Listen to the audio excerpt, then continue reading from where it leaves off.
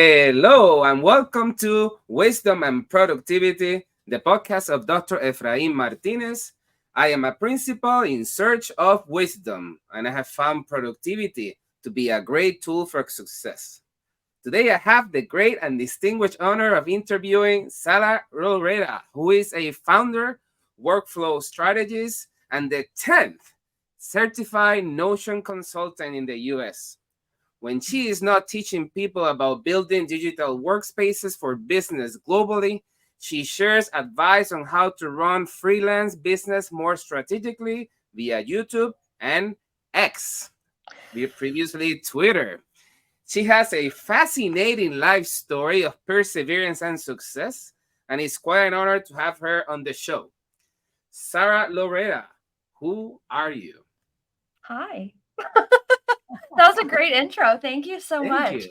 Yeah. So like you said, I am a certified Notion consultant. I own a consulting agency, but my business is a little different than I think a lot of agencies are because I'm 100% productized. So I'm not writing custom contracts, not writing custom proposals, and basically anyone can come on as a client at any point. You can pay me out a retainer right on my website or book a sales call and talk through things. So that's that side.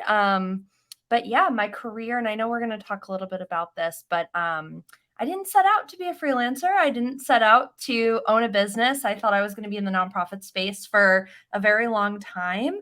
And I very much believe that I think a lot of you guys listening will hear in our conversation today that I believe in pivoting when pivoting hits you in the face. And as long as it feels good, why not take the leap and go for whatever is coming after you? And so I've definitely had a long career in the past 12, 13 years that I've started my career. But it's been exciting. And I look forward to kind of seeing what is next, but I'm living in the moment and seeing what experience I can get from it.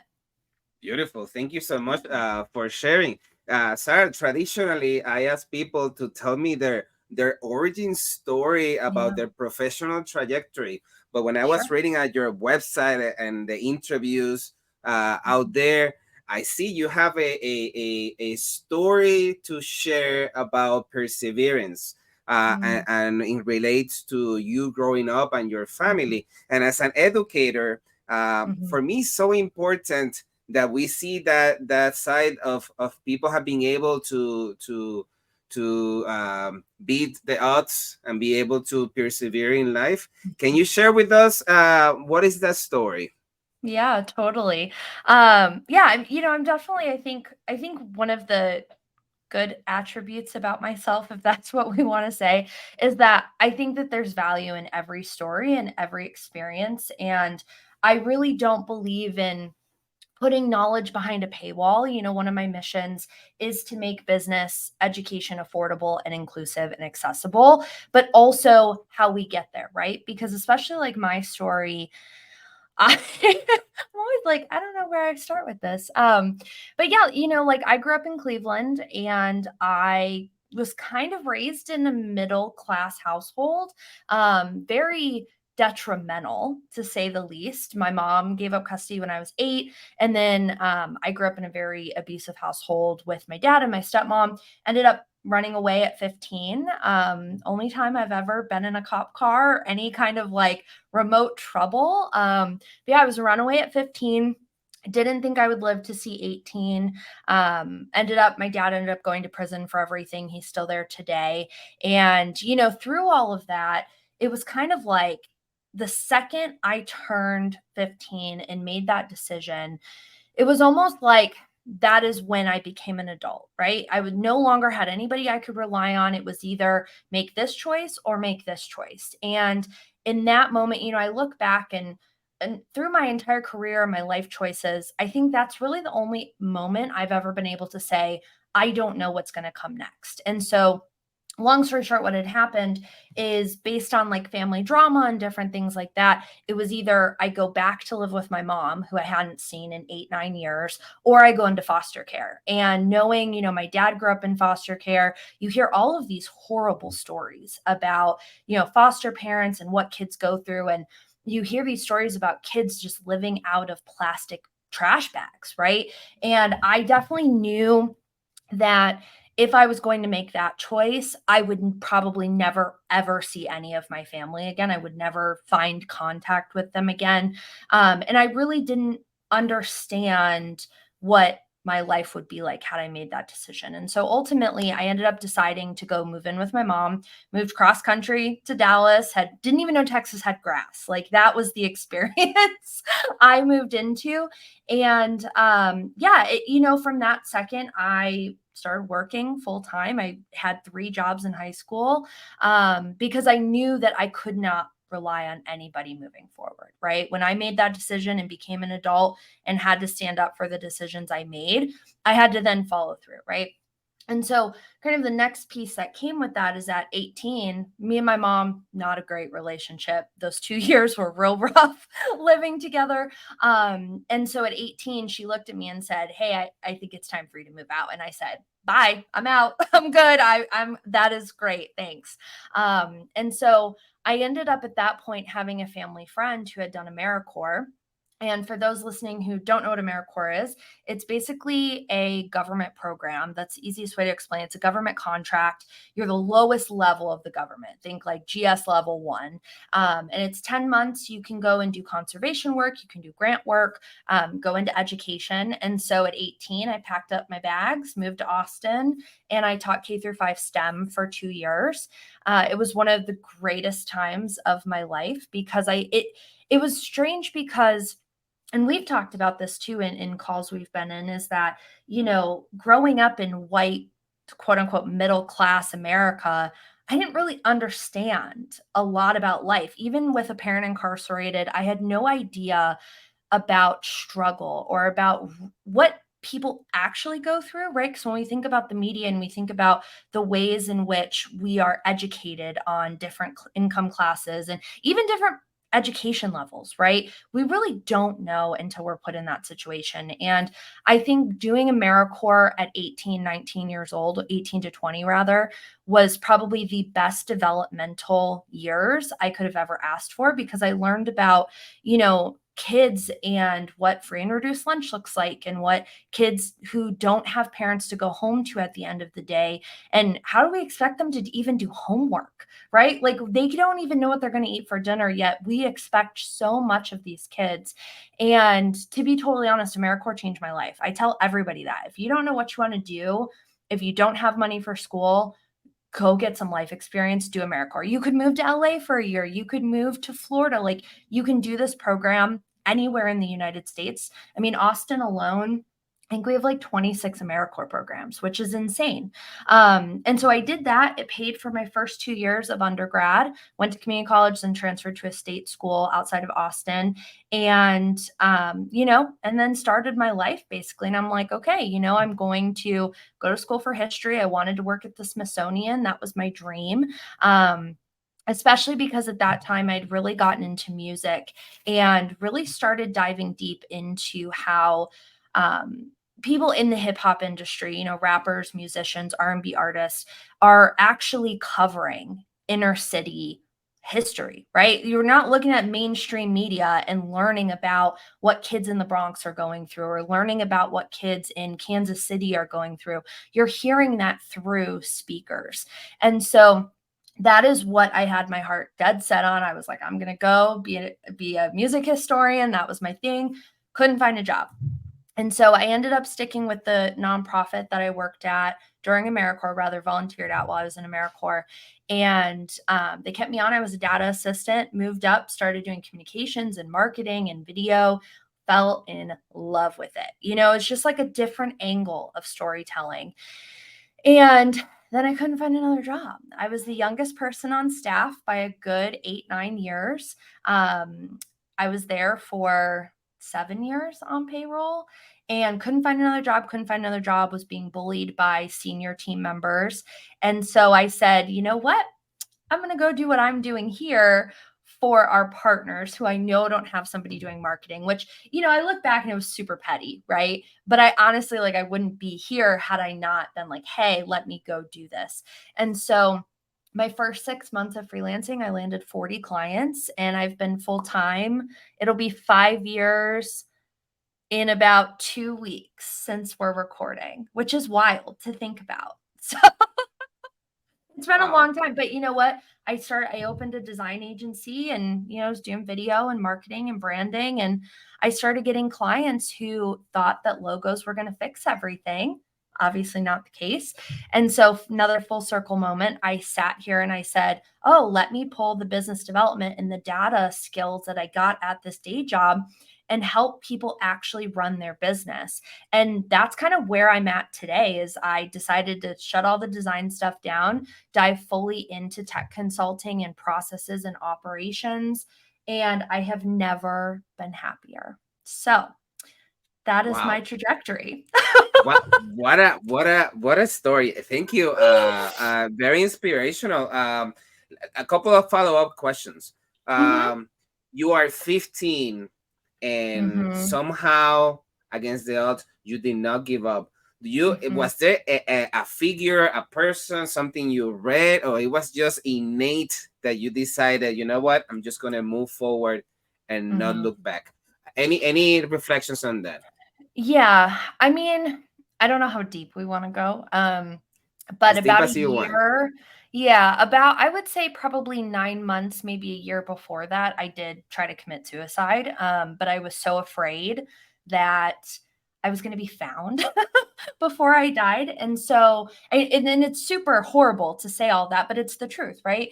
And so, my house from that moment had gotten so astronomically bad after that situation that I didn't think I was going to live to see 18. I really didn't. And so at that moment there was, I don't even remember really what had kind of triggered it.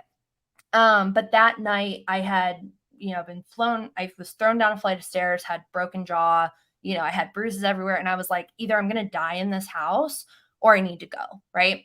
And so I took my stepmom's flip flops. I left a note and I ran out the back door. And I look back now and it's so dramatic, right? Like, I mean, you have to do what you have to do. But I look back and I'm like, who was that? Like, I really don't know even to this day, like where kind of that light switch clicked for having that kind of confidence. But I will say that the repercussions of that, I didn't really have anyone to turn to. Cleveland police didn't believe me. People at the hospital didn't believe me. It was a very dark time, because I didn't realize, and I wasn't educated at that point, that, the police aren't to be trusted and they're problematic. And I don't think all police are, but, in my situation, for someone who never had even talked to a police officer in her life ever, to hear like, oh, girls like you run away for attention all the time. What do you mean? Like, I was so in a bubble. I went to Catholic school. Like, I wasn't allowed to watch like Disney Channel after 7 o'clock, And so I really didn't have anybody to look to. And I think even now, I hear sometimes like, oh, you shouldn't tell people your business. You shouldn't, be harping on this. Like, just let it go, right? But I look at myself and it's like, I didn't know that I was one in 28 kids who have a parent incarcerated. I didn't know how regularly this happens to people. And if I can be, I don't want to say like, oh, I'm this guiding light, right? I'm not trying to be like this like beacon of somebody to look up to, but I do think looking at the statistics and things that I am kind of a different study in the fact that I ended up putting myself through college. I own a business. I haven't necessarily let it define me other than saying I don't want to be my parents, right? That's always been kind of my like pessimistic side coming out is like, no, I will not be there. And even to this day, like, I don't really have anybody on that side of my life where I'm like, yeah, I look up to you because you made strong decisions like I had to. Because I don't think a lot of people talk about their experiences, and not to say they have to, but it's made healing very difficult for me, for sure. Thank So you so much for sharing. And I yeah. concur with you that it's so important to talk about these things because there are Mhm. many people listening and maybe for sure not listening who don't have someone to turn and say, this is happening to me, and it has happened and it's taking over my life. And it is like examples like the one you were saying of perseverance that give hope to other people. So Yeah. thank you so much, Sarah, for sharing. So I am very interested. Can you share with us more about your journey with hip hop and the music that is Mhm. sharing the history of what is happening in the cities? Mhm. Can you share more about that? Yeah.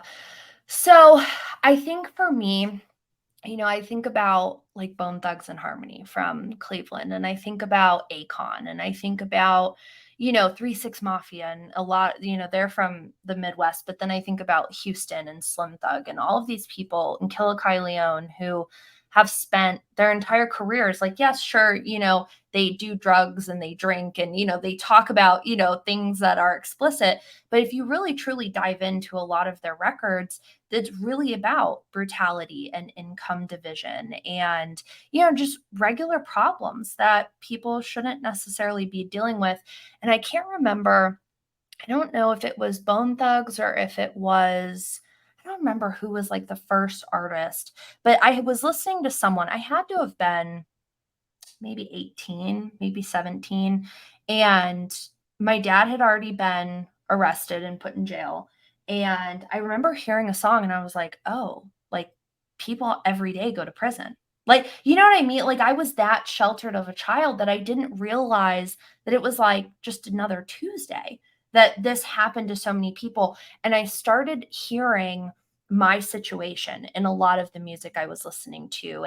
Um, and then I just started diving deeper and deeper. And then I would say probably around the time of the Ferguson protests, I was a senior in college and I had to pick a thesis. And so, looking at that and hearing Kilo Leon had just put out Lorraine Motel, which was his entire album about how he believes that the Black Dream died when MLK was assassinated. And I've always been fascinated with Memphis and civil rights and things like that. And I decided like that was going to be my thesis. I was going to talk about, why are we waiting to hear a year or two after an album drops to hear about what happened in somebody's neighborhood? And why do we have to only hear it if you're choosing to put on that record to really learn about people's lives? And so yeah, that was a big piece of it, was just diving in and learning more about myself. It helped me really reflect on who I was and just how weird, I guess, but also like regular my situation is. I'm not anything special, right? Um but yeah, it honestly, like, I don't think I would be who I am and be so willing to hear and listen and learn had I not been through that period of my time trying to find my own answers. Beautiful. Yeah. Beautiful. Thank you. Thank you so much for sharing. And then now you're this person who is being asked for interviews and having this business. Why, Sure. why, why systems? Tell us about that. About the company name? Yes. Oh, okay. So my original business was called 99 in St. Clair. That's my LLC, named after an intersection in Cleveland. Bone Thugs and Harmony made it famous. That's part of their original album. They have a whole song after it. And, obviously, if you're watching video, I have like a Cleveland sign on my wall. Like, very proud. I'm 10th generation Ohioan, very proud to be from Cleveland. Feel free to talk about it in the comments, I guess, if you want to make fun of our sports teams or something. But yeah, and so I actually had a client a year ago. I guess no, probably almost 2 years ago now, that had asked me to actually start a company with them and do what I'm doing now, but only basically be a third owner. And we were brainstorming names.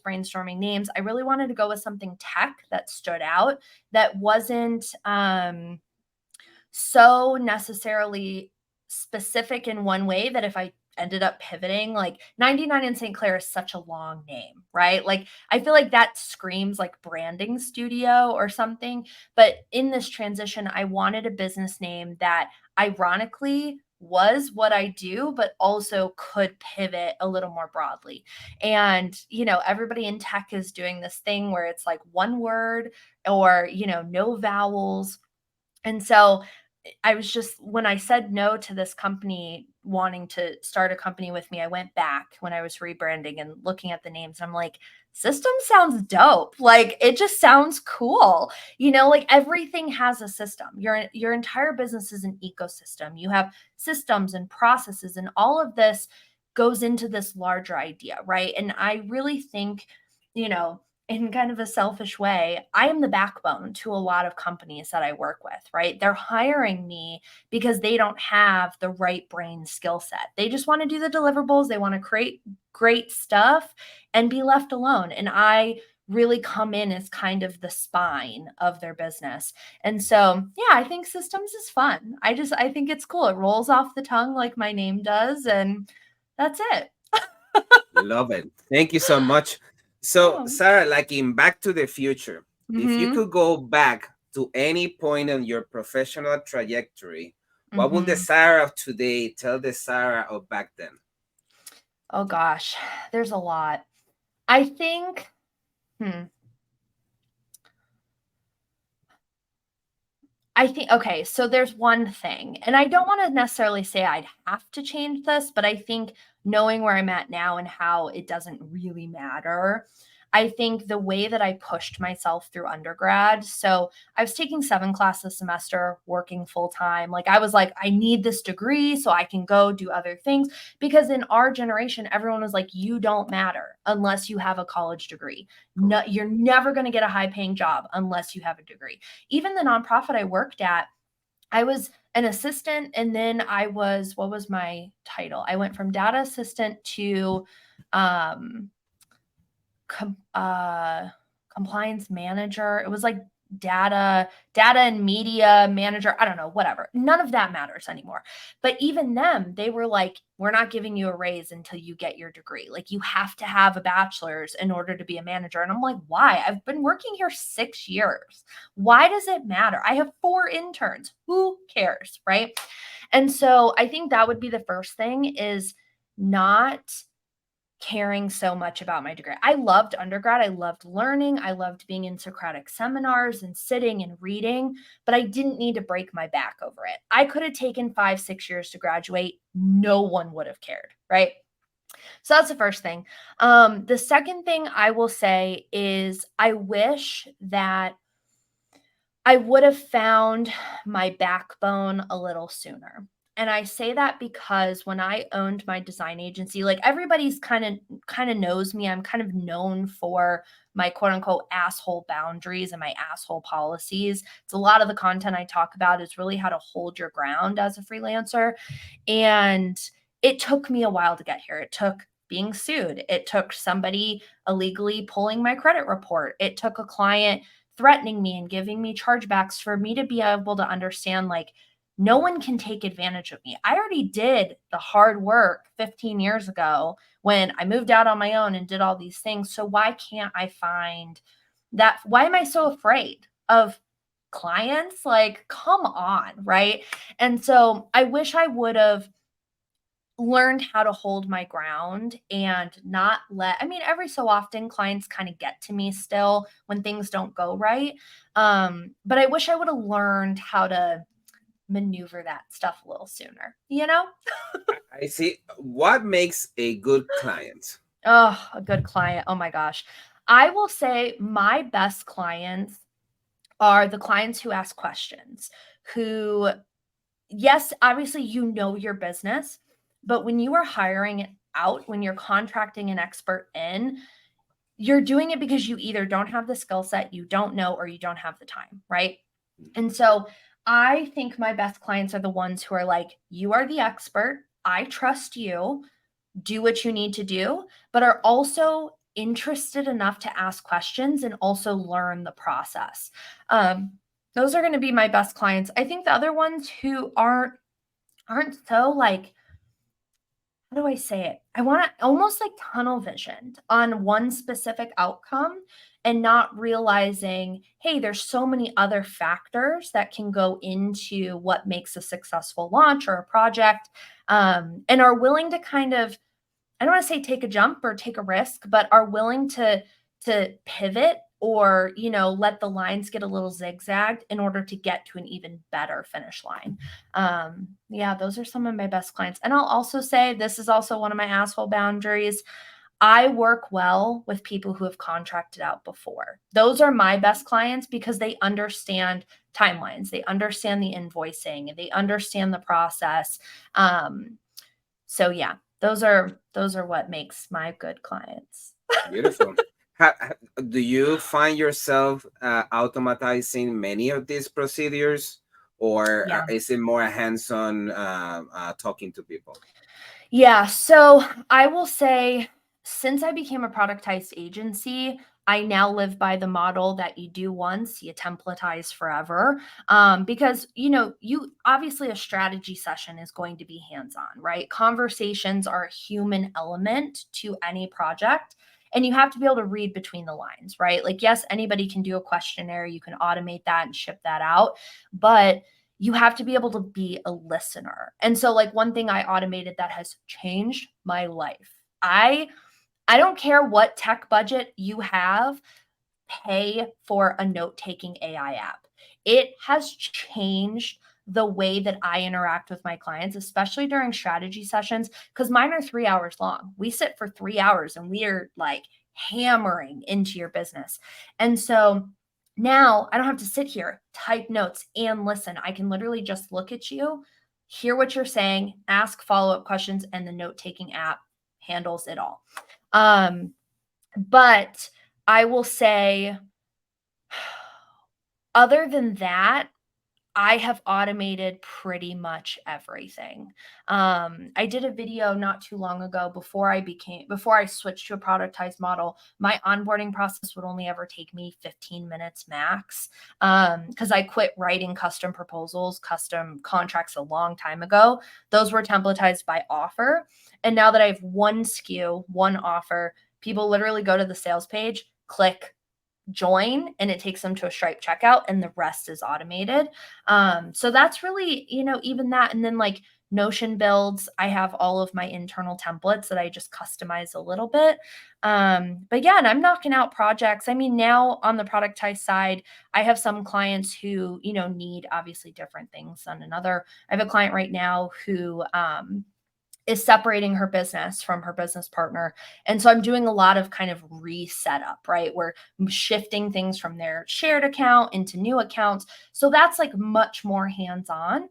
Whereas I have a client right now, another client who just needs a Notion workspace. So it's like, okay, we did strategy. Let me pick the templates I need, figure out what needs to be customized, and boom, you're out the door in 4 days, Wow. So it really just depends on what the deliverables are, Beautiful. Thank you so Yeah. much. I can't wait to talk about Notion and YouTube. Yeah. But let me ask you, reading books are a luxury. If you Mhm. had to gift two books, one Mhm. fiction and one nonfiction, to a loved one, which Mhm. books would those be? Yeah, so every year, like clockwork, I read Kitchen Confidential from Anthony Bourdain. I also love to cook. I always say as a joke when my business is not doing well that I'm going to shut it all down and go to culinary school. That's another conversation for another day. I love cooking. It's like when you have a hobby that you're like everybody thinks you should create content on and put your personality around. That is one hard rule I will never do. Yeah, every so often I Mm. post stuff, but I will never monetize my love for the kitchen.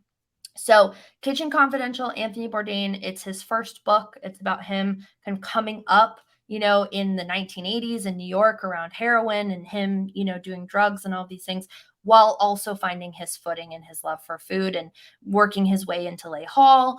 I If you could eat with anybody, I would love to have dinner with Anthony Bourdain. And specifically the audiobook because he reads it and so you can actually hear him talk about his experiences, which I prefer when I read a memoir to actually listen to the reader. But I will say fiction. I haven't read a good fiction book in a while, but mainly because I'm so particular with audiobooks. If I don't like the narrator, I can't get through it. But I will say I have a huge bookshelf behind me. Um, for fiction, I'm trying to think. I don't even know. Um, I mean, nope. See, that's a biography too. I read so many real stories. I really do. I guess one fiction you could say, I don't know if you ever read A Million Little Pieces. It's by James Fry, Yeah, and he the wrote it scandal as with Oprah. yes, Yeah, yeah, yeah, he yeah, wrote it yeah. as an autobiography, but then Oprah got him on the show and he was like, "It's not real." I love that book and they've turned it into a movie and I will say that's one of the very few book to film adaptations that I thought they did very well. But I love that book too. Only thing I ever Amazing. stole. I started reading it at a YMCA and took it home and never returned it. That's a good steal. That's a good steal. Yeah, yeah. Sounds good. So, among many, I'm sure, who is or Mhm. who are your biggest influences? Ugh, personally or business wise? It's up to you. Okay. I will say personal influences. Anthony Bourdain, obviously, we've already mentioned him. I also too. But why Anthony? I think I really just have always admired how raw and real he is. And that's something that I've also tried to emulate in my life is like nobody's perfect. Everybody has their problems and you're not doing anybody any kind of service by not sharing real life things. And so I've always really appreciated that about him. I also have a soft spot because I met him what year was it? 2014 here at South by Southwest. He was premiering Parts Unknown, and it was this whole like CNN party. It was awesome. Um, so Anthony Bourdain. I also really, really admire Sophia Bush, and particularly because I think as a woman, we are always taught, do what you got to do, keep your legs crossed, be kind, watch your mouth, all these things. And I feel like Sophia is somebody in my generation that is unapologetically herself in especially being vocal in what she believes in and what she stands for.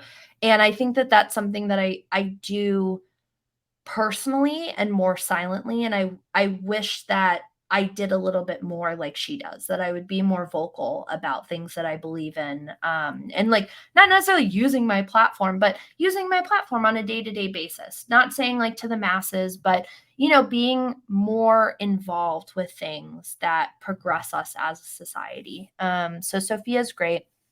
Business wise, everybody's going to hate me for saying this, but I don't care. I quit paying attention to people in business a long time ago. Um, and I say that because, especially as a newer freelancer, it can be so easy to compare somebody's chapter 5 to your chapter 1, especially like to in the design space specifically. There's so much competition and your portfolio is always there being judged. And I just, I don't like feeling like I'm not doing enough. Like I look at some creators on Twitter slash X, whatever we're calling it these days, and I'm like, God, like I wish I would make more content. I wish I could do this or I wish I could do that. And I very much get in that like negative judgment space. But then I'm sitting here going, I had a $46,000 month last year and I didn't put out a single video. So clearly I'm doing something right. you know but yeah, I quit, and I've bought everybody's books. I bought Tiago's book. I bought everybody. I have all of them. But everybody says the same thing. So it's like, why continue to read this content and put yourself in this space that you're not creating 100% for yourself? Because the more you take in, the less, oh God, and this word makes me want to cringe. I hate the word authentic. It's like the word moist to me. Like, oh, I don't like it. Um, it just makes me feel gross. But the more you listen to other people's content, the more your content looks like their content and you lose that piece of yourself. And so when I got serious about, I have 3 newsletters, I'm doing like at least one video a month on my channel. I was like, I have to stop. I have to stop looking at stuff. I have to stop scrolling, or I'm not going to give my audience what they need 100% because I'm listening to other people. I'm not listening to my audience. So I don't really have anybody. And even when I started freelancing, maybe Johnny Cupcakes. I mean, I don't know if you know who that is. No. So he owns Johnny Cupcakes is a t-shirt brand, and the logo is a cupcake with crossbones underneath it. And it was kind of like a cult following. Like most of my friends I met through Johnny Cupcake forums online.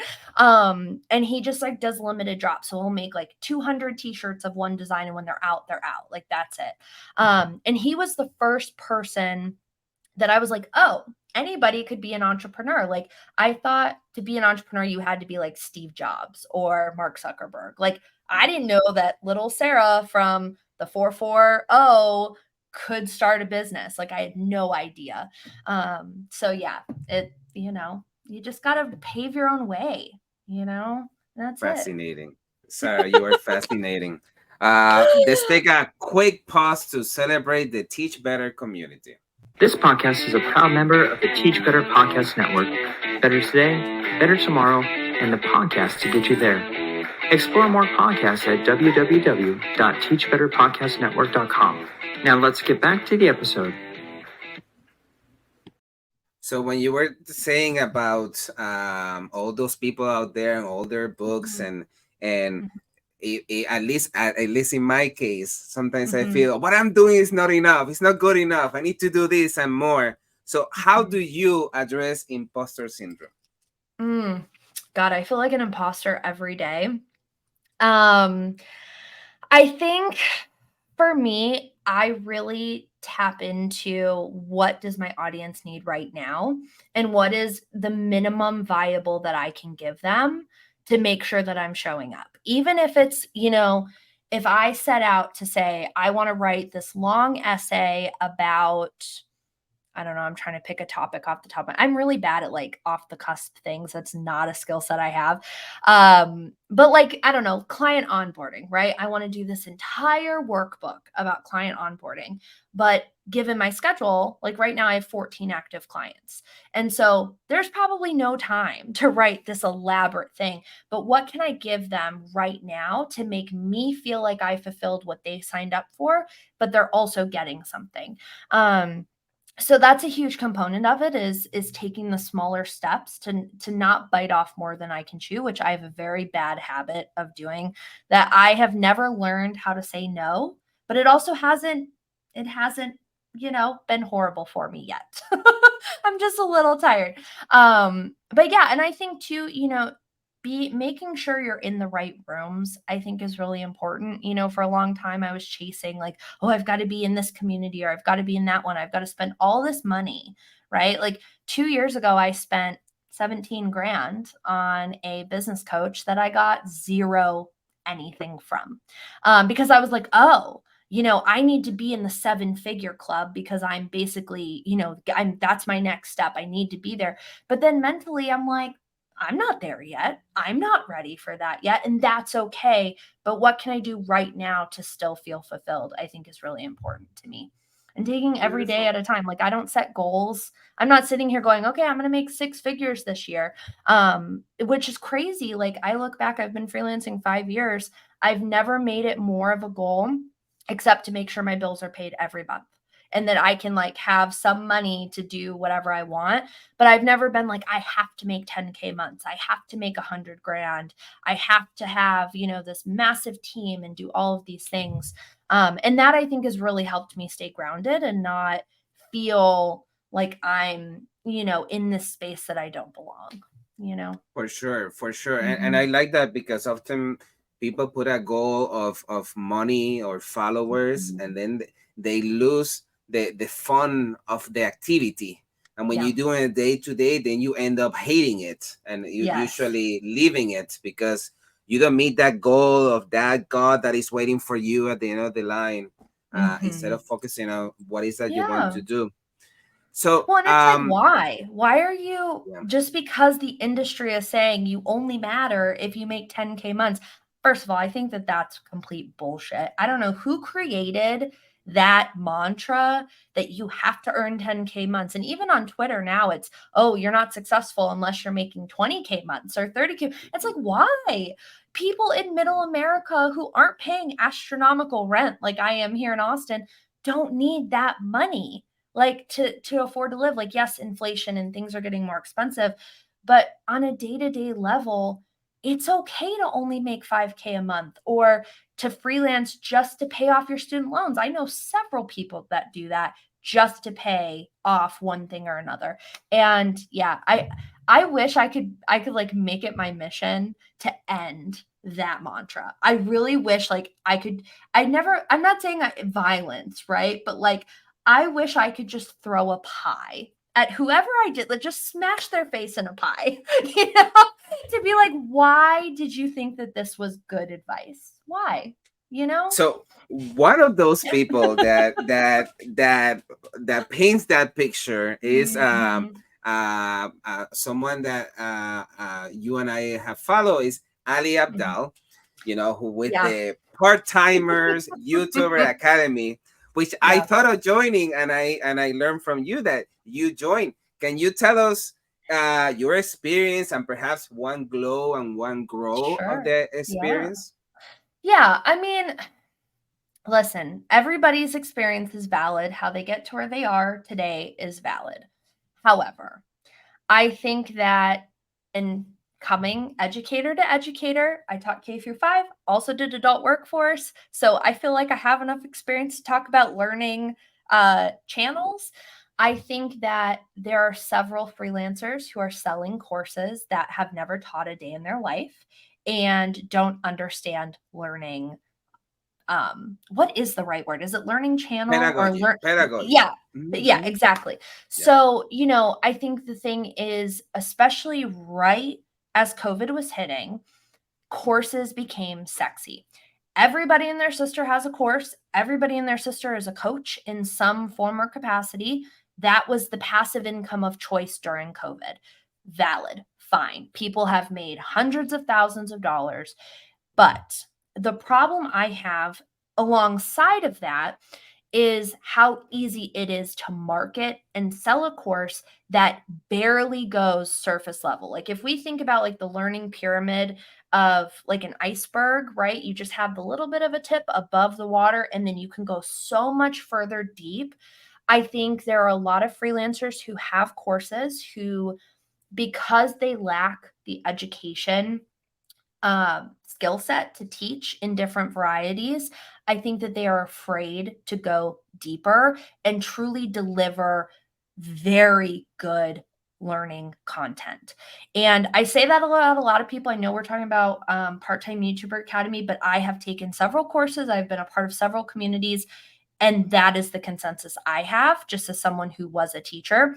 So specifically, to branch off of that with Part-Time YouTuber Academy, I sat in that live workshop that Ali Abdal did before he opened the doors, because that's a whole nother thing we could talk about another day. I think that that's bullshit, but whatever. Um, he did this whole live call. There were hundreds and hundreds of people sitting in this live call on his YouTube channel where he was like, if you have X experience, you will be great for this course. If you don't have X experience, you're not going to be great. And so sitting here, someone who has had a YouTube channel for 10 years at this point, I was the first AmeriCorps YouTuber. So when I started AmeriCorps, no one was making content about it except for the government, right? And it was these like super dramatic scripted videos that was propaganda to get you to join.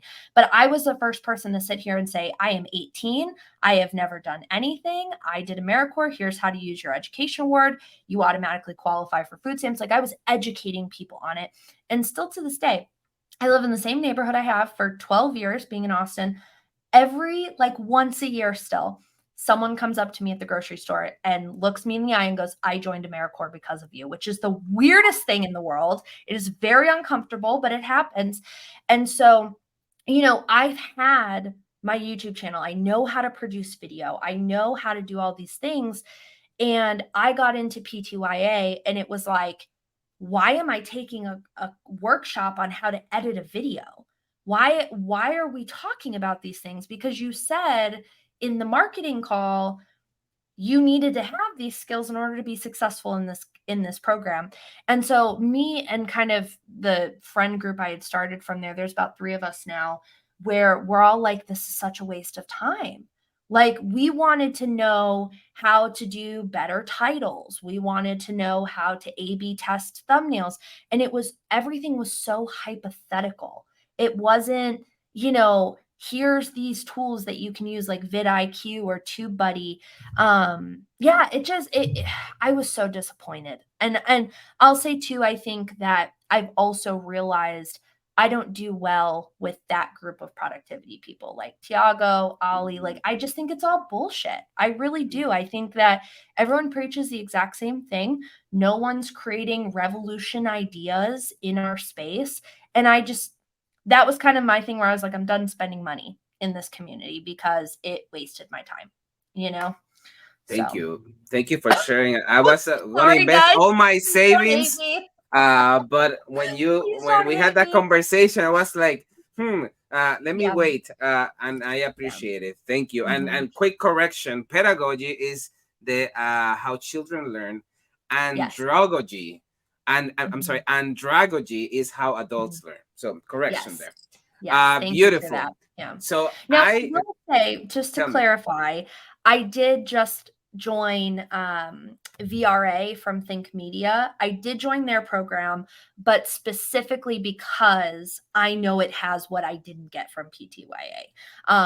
There are several, they teach you how to A/B test. They teach you how to read the analytics on your YouTube channel. And I've been in there like a month, and I think I'm paying like $97 a month for, I don't know, 6 months or something. Like, it wasn't expensive. And I'm already seeing results with stuff that I've done from that. So like, I know that that's valid, but PTY, it's like, I'm good. I'm good. Beautiful. Thank you. Mhm. Yeah. So I truly admire your videos and pictures of your Thanks. working space.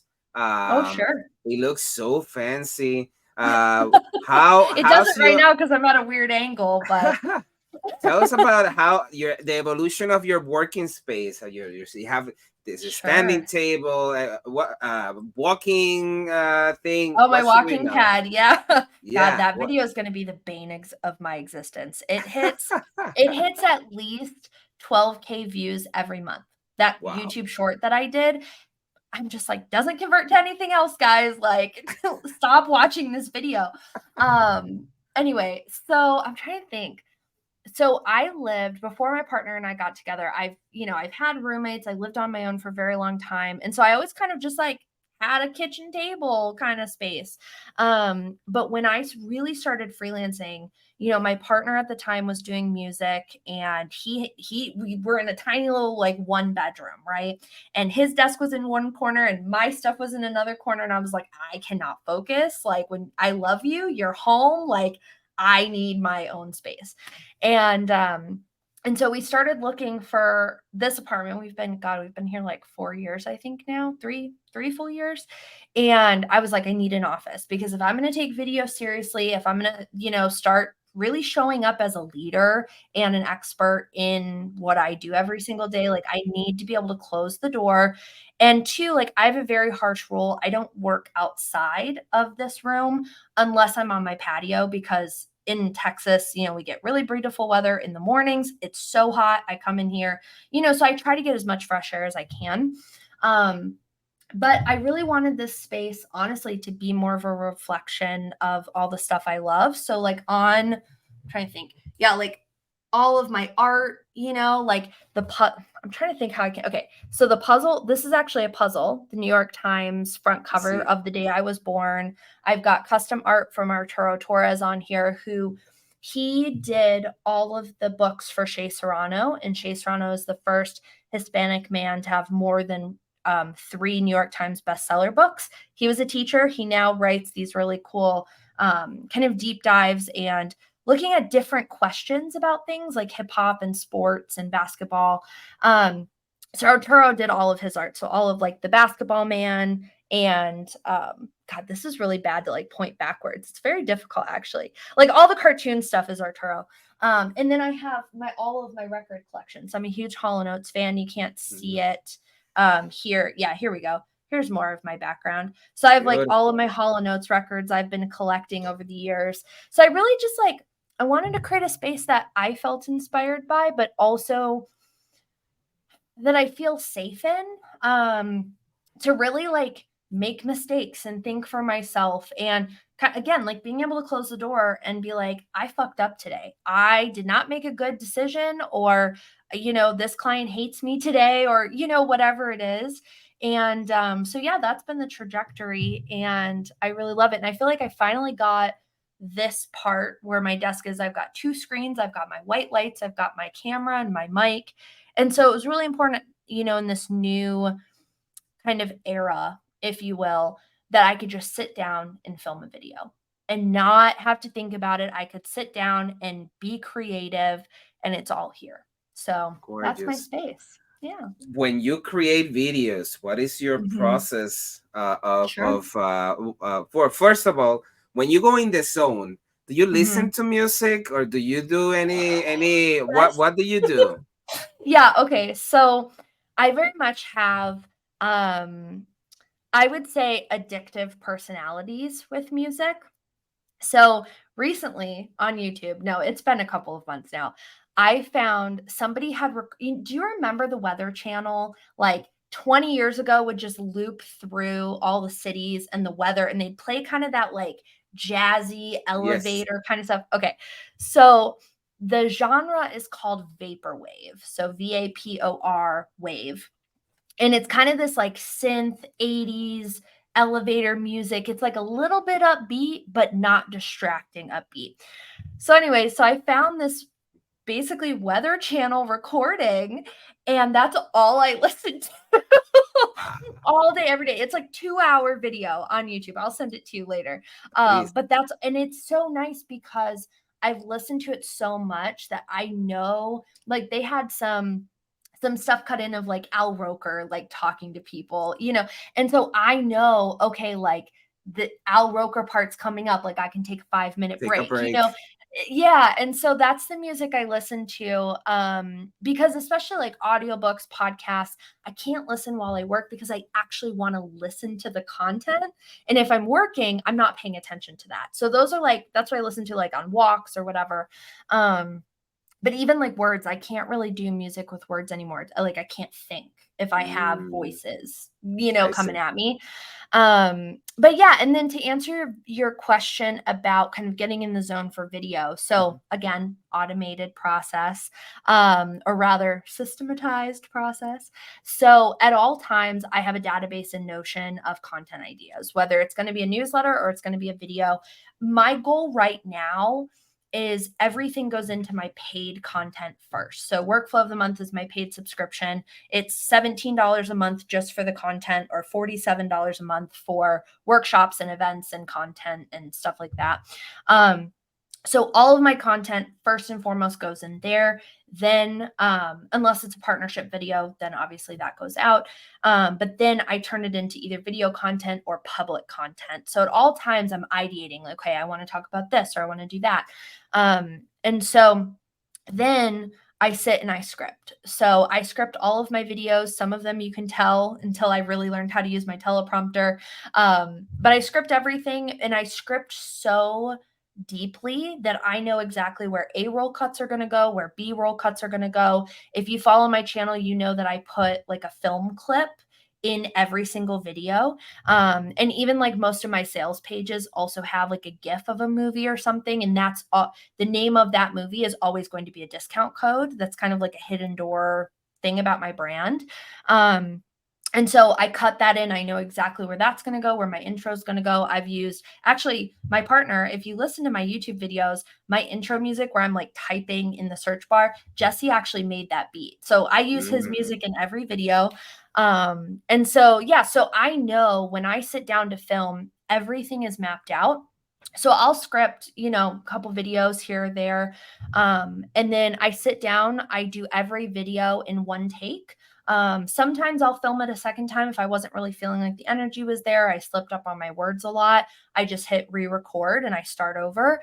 And then depending on how long the video is, if there's a lot of B-roll, like if I'm showing you a workthrough of how to use Paperform or something, the B-roll is going to take me longer.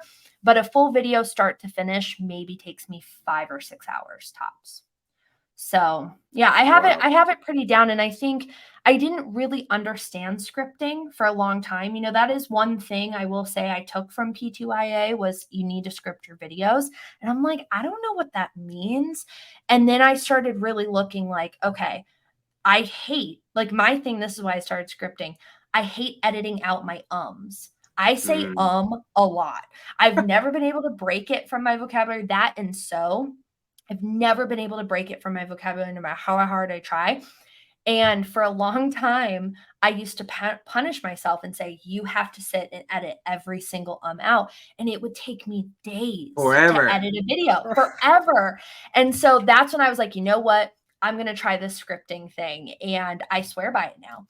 I will say there are some points, like especially if I'm doing a workshop where I'm walking through a piece of tech, I won't necessarily script that as much because it's hard to do a script and then come in and click, and you have to make that part look realistic. But for the most part, 100% scripted, and that has saved my life. So Beautiful. mhm. Amazing. So Yeah. when you are not on fire, what do you do for fun? Oh gosh, for fun. I don't know. No, I will say so. Jesse and I just got some property in Southwest Texas. And so we're currently renovating a camper and building out there. And so we're literally there almost well, me, not him more than me, but I would say like twice a month. I'm at least out there on the river, swimming, playing, all that kind of stuff. I love to cook. I love being in the kitchen and, making pierogies and soups and breads. And then honestly, I know this doesn't sound as exciting. I love film. I love TV. I love watching a good show. And I think I have every right to do that. Amen. Absolutely. And so, I watch a lot of content, but really just because I also am writing a novel. And Ooh. so I use it as an excuse that I'm watching content so I can be a better writer. But really it's just I love the way that people's brains work. Like I'm rewatching Sons of Anarchy right now because my newsletter last week was about Sons of Anarchy. I have this like new passion project called Real Work Ethic where I'm taking a character from TV or film, breaking down their career arc and turning it into teachable freelance moments. It's just like a fun So thing. I'm doing it cool. on Medium. Yeah, it's really fun. It's like I could go watch something and then write an article about it. And so I've been on this kick. I'm like, I watched the one episode that I was referencing in my article last week, and I was like, okay, I got to rewatch Sons of Anarchy. But I sit here and I'm like, I don't understand like how Kurt Sutter created this world and all the backstory. And like, I know a lot of the show is based on Hell's Angels and, all these motorcycle clubs, but I'm just like, I wish I had that level of creativity. And so I watch these shows and these movies just in awe of these people, and Yeah. how they bring their vision to life. And yeah, I don't I know. watch Breaking Bad with my son, Uh-huh. and we were talking about how the heck does this guy come up with these stories and all this Yes. interconnectedness and goes back and forth, and you have to Right. think about so many things. And Yep. I for once wanted to be a writer, but you see Mhm. stuff like that and you're like, no, I'm a better Yeah. podcaster than ever. Right. Well, and it's so funny because I started this book in undergrad. I had to for a class I took, I had to write a pilot TV show. And I had to pick the cast list and whatever.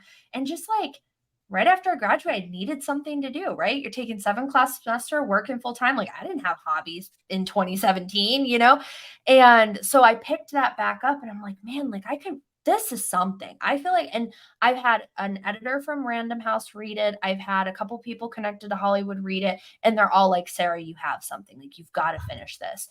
And and I look at all of this and it's just like, man, I look at these other people, I'm like, I don't know how you do it. I feel like I really struggle. And so that's really why like I was really struggling with this book. Like, man, I don't feel like I'm elaborating enough. And I feel like I'm writing too, I don't want to say politically correct, but when you're a history major, they teach you to write in third person and black and white and have no emotion. And, you can't start a sentence with and or but or. And so I was getting that way writing my other articles for my business and writing blog posts about work hubs and creating company wikis. And like, I'm just like, man, I feel like I'm beating a dead horse. And so that's honestly why I started Real Work Ethic, because I'm like, I need to find my footing again. I need to find that like witty oomph that you can't get writing about business, you know? I need to like find Amen. my stride again, you know? Yes, that's why fiction is so important. Yeah. Sometimes fiction is more real than the Yes. nonfiction. Yes. I So 100% agree. my I'm just so final picky. question, Like I don't read are enough you? fiction. I Well, like to you watch know, it, but I think I just got to get away from audiobooks. They just have been failing me miserably lately, you know? Kindle. I have been in love with Kindle. You can read it in the bed at night, in Yep. the anywhere. You can hide it at work and read it. It's amazing. But that's Yeah, another topic.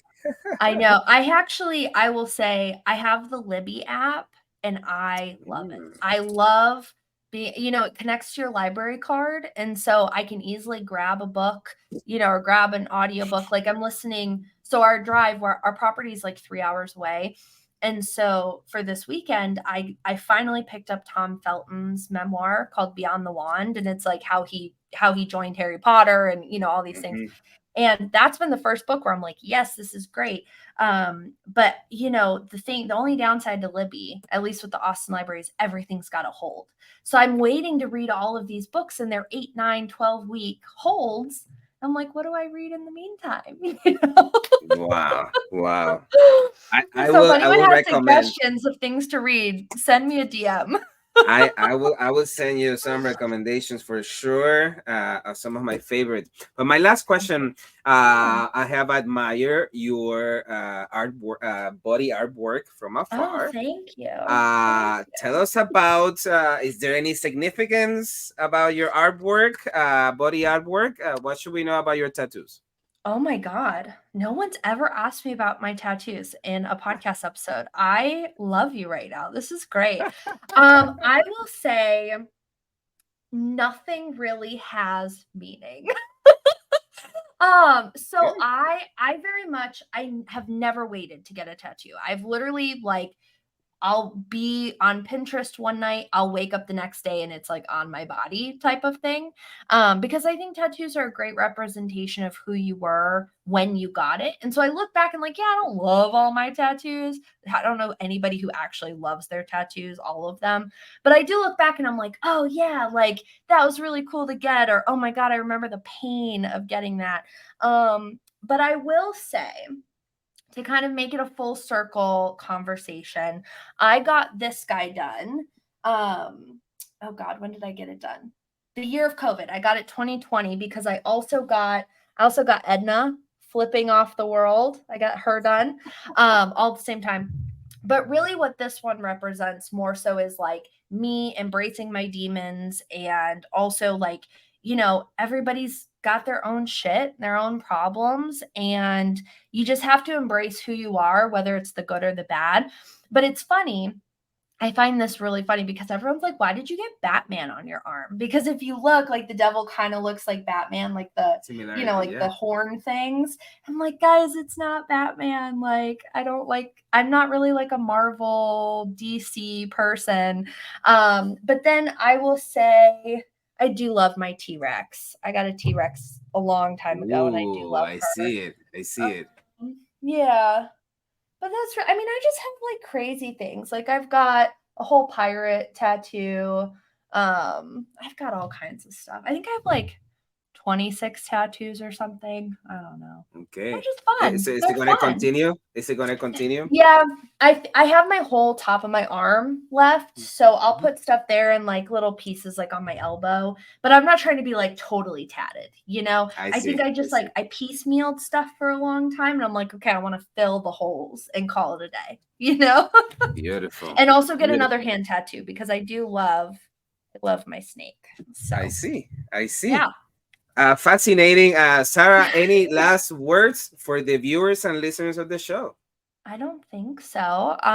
Thanks for having me on. I really loved our conversation when we first met. So that was great.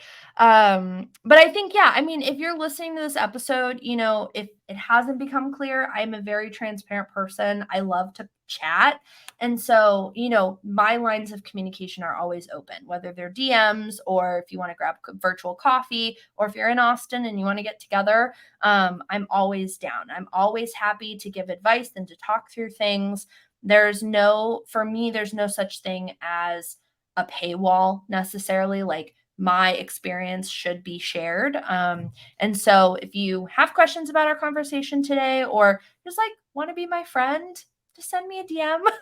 I'm a really nice person, I promise.